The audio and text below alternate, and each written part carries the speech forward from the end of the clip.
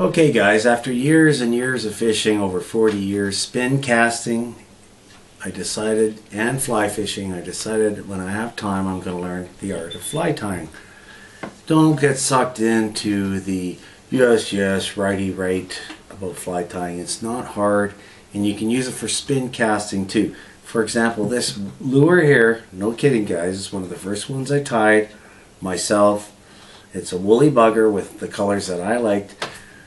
And we'll get into tying later, but the actual tying of, but I put my own flash in it, which is something I really believe on. You'll get sick of it, but that's after 10 fish. I decided to retire this one, but it's a souvenir.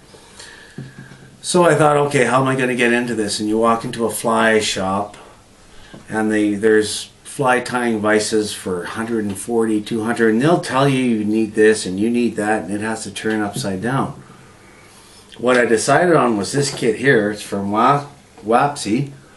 This kit has everything you need to get into fly tying. It has all the feathers, all the hackles, all the thread. You can tie several different with it. Now I paid in a fly shop, me being foolish once again, $89.95. Then after I bought it, I found it at Walmart. I could get it for $45. Guys, don't get sucked into this stuff. It has a great vise. Yes, it doesn't turn upside down, but it doesn't happen often. And guess what? You can always turn the fly upside down. Okay. It comes so you can bolt it to your table.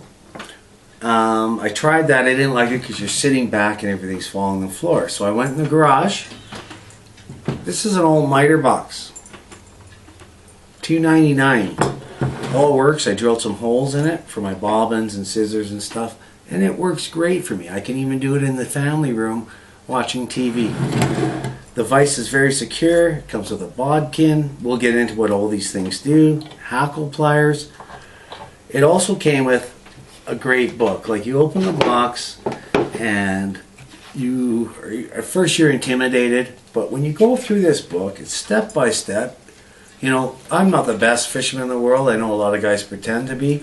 It goes through all the different hook sizes. If you just read through it, you start with the very basic San Juan worms and such.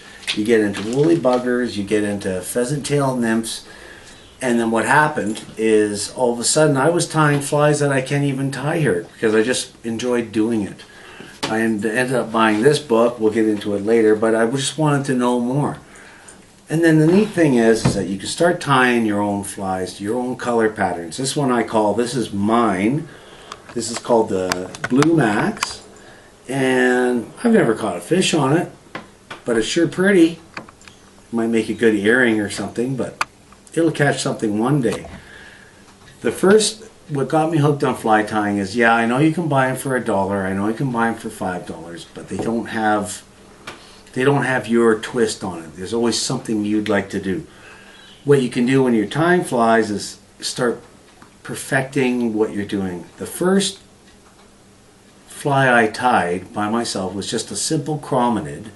Me and my son Sean were down fishing. It doesn't look like it'll catch anything.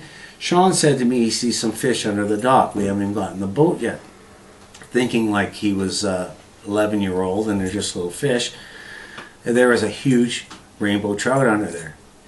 So what I did, and I'd like to say I was casting out 40 feet and he snapped it up. All I did was drop the chromonid in front of him and I nailed him, and he was a 24-inch, 8-pound trout.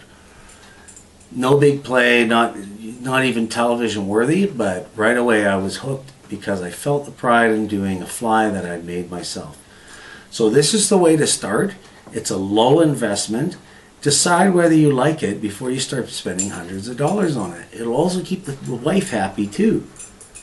So this is the Frugal Fisherman. We're going to get into some fly tying also, but this show is not just fly tying. We're spin casting, and I wish I was one of those elitist fly tyers of yes. Well, I've actually caught way more fish spin casting than fly fishing, but I do enjoy it.